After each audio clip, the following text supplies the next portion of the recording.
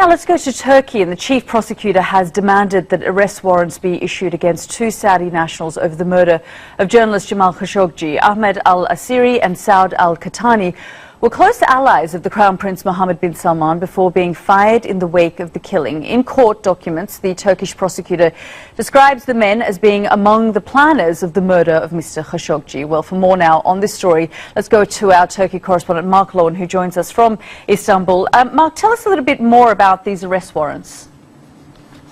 Well, Ahmed Al-Assiri was the former deputy head of Saudi Arabia's National Intelligence Agency, and Saud Al Qahtani was the closest ally, really, of the Crown Prince Mohammed bin Salman. So these two are the most prominent officials that are currently being investigated in Saudi Arabia for their alleged involvement in the killing of Jamal Khashoggi.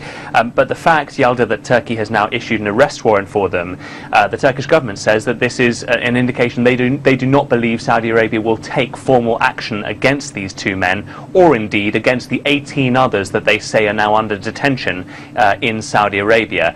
Turkey wants all of those who are alleged to have been involved in the killing of the Saudi dissident 2 months ago to be extradited here to Turkey, but so far those calls have fallen on deaf ears in Riyadh. And even with these arrest warrants, I mean, it's unlikely that Riyadh is going to cooperate.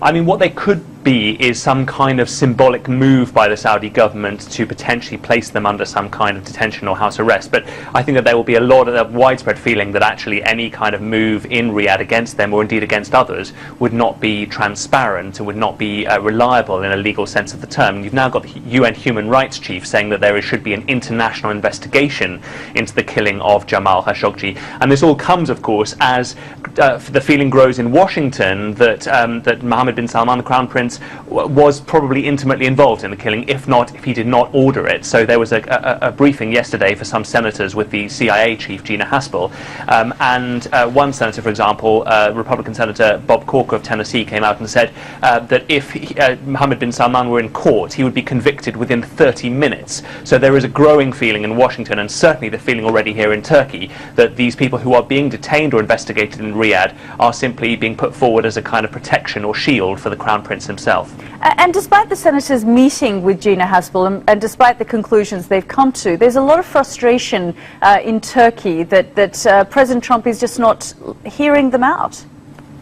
Yeah, and I think that that's why still you have the Turkish government making moves like the one today to keep the Jamal Khashoggi story in the headlines, to stop it from fading, to keep the pressure on the White House. I think the key, though, Yalda, now is in Washington, because if Donald Trump and if the inner circle of the Trump administration can be squeezed and can be isolated, and there can be enough pressure put on Trump himself to lessen that relationship with Mohammed bin Salman, then, well, that's the key to potentially holding the highest levels of the Saudi kingdom responsible and accountable for the murder of the Saudi dissident. Mark, thank you so much for that update.